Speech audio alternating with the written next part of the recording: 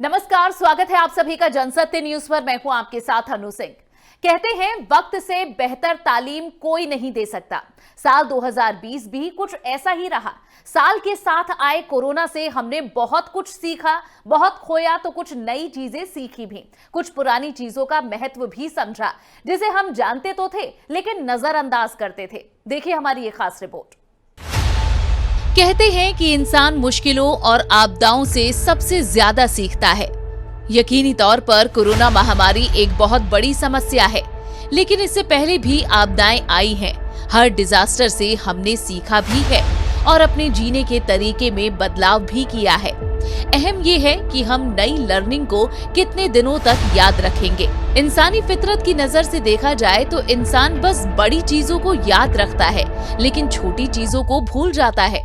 Corona ने हमें छोटी छोटी चीजों का महत्व सिखाया, जिसे हमें भूलना नहीं चाहिए। साल 2020 नई चीजें सीखने का अवसर दिया। तमाम नेगेटिविटी के बीच कुछ चीजें ऐसी हैं जिनके लिए हम 2020 के लिए शुक्रगुजार भी हो सकते हैं। कोरोना के चलते इस साल बहुत सी चीजें डिजिटल हो गई। डिजिटल हो जाने से चीजें आसान, सस्ती और पारदर्शी भी हुई। डिजिटल पेमेंट को मिला बढ़ावा। फिजिकल टच के डर से लोगों ने कैश में लेन देन बंद कर दिया और इसके चलते डिजिटल पेमेंट ने कैश की जगह ले ली। भारत सरकार के आंकड़ों के मुताबिक सिर्फ रिटेल में 70% से ज्यादा पेमेंट डिजिटली हुई। इसमें लेन देन आसान और तेज हुआ और हमारी जिंदगी को और गति मिली। Service sector work from home हुआ। सोशल डिस्टेंसिंग को मेंटेन करने के लिए service sector work from home हुआ। देश में कई कंपनियों ने अगले कई सालों तक के लिए वर्क फ्रॉम होम को मंजूरी दे दी। कुछ कंपनियां इसे स्थायी विकल्प के तौर पर देख रही हैं। जो लोग कई किलोमीटर का सफर कर या घर से दूर रहकर जॉब करने को मजबूर थे, उन्हें 2020 में रिमोट वर्किंग का एक विकल्प मिला। पाठशाला ई लर्निंग में तब्दील। जब भी कोई आपदा या समस्या आती है तो उसका सबसे बुरा असर बच्चों पर पड़ता है। स्कूल बंद हो जाते हैं और बच्चों की पढ़ाई डिस्टर्ब होने लगती है। लेकिन इस साल कोरोना के चलते जब स्कूल लगभग बंद ही रहे तो बच्चों के लिए विकल्प तलाशे जाने लगे। तभी ई लर्निंग सामने आई। इस बात के लिए बच्चे 2020 को थैंक्स भी कह सकते हैं। आगे भी ये विकल्प उनकी पढ़ाई को ब्रेक नहीं लगने देगा।